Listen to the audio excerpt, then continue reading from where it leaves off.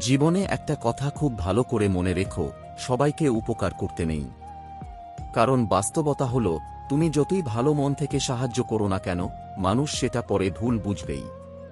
শুনতে একটু কঠিন লাগছে, কিন্তু সত্যিটা এটাই। মানুষের স্বভাব হচ্ছে, আজকে যখন তুমি তাকে সাহায্য করবে, সে সেটা কৃতজ্ঞতার চোখে দেখবে। কিন্তু কাল যখন সেই একই মানুষ বিপদ থেকে বের হয়ে আসবে, তখন সে ভাববে তুমি হয়তো কোনো স্বার্থে তার পাশে ছিলে। তুমি যদি টাকা দিয়ে সাহায্য করো, সে ভাববে তুমি তাকে ছোট করেছ। তুমি যদি পরামর্শ দাও, সে ভাববে তুমি তাকে বোঝাতে চাইছো যে সে অযোগ্য। তুমি যদি সময় দিয়ে পাশে দাঁড়াও, সেও একসময় মনে করবে তুমি তার জীবনে বেশি হস্তক্ষেপ করছো। অর্থাৎ তুমি যতই ভালো মন থেকে কাজ করো না কেন, মানুষ একসময় সেটা উল্টা ব্যাখ্যা করে।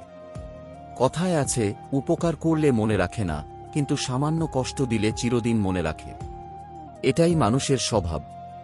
আর সবচেয়ে বড় বিষয় হলো, তুমি যখন কাউকে সাহায্য করবে, সে সেই মুহূর্তে খুশি হবে। কিন্তু যখনই সে নিজের জীবনে ব্যর্থ হবে, তখন তোমার উপকারকেও দায়ী করবে। ভাবে, ওই দিন যদি তুমি অন্যরকম বলতে, আজ হয়তো তার এই অবস্থা হতো না।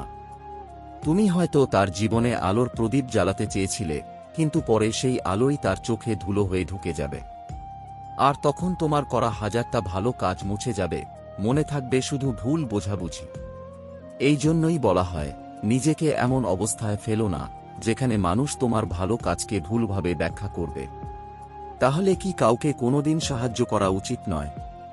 অবশ্যই করা উচিত, কিন্তু বেছে বেছে। যাকে সাহায্য করবে, আগে নিশ্চিত হও সে সত্যিই কৃতজ্ঞ হতে জানে কিনা। কারণ যাদের মনে কৃতজ্ঞতা নেই, তাদের কাছে তোমার উপকার কোনোদিনও উপকার হয়ে থাকবে না, বরং সেটা ভুল বোঝাবুঝির কারণ হবে। তাই জীবনে শিখে নাও, সবাইকে খুশি করা সম্ভব নয়। ভালো কাজ করবে, কিন্তু অন্ধভাবে নয়। কারণ শেষ পর্যন্ত তোমার শান্তি তোমার হাতেই, মানুষের হাতে নয়।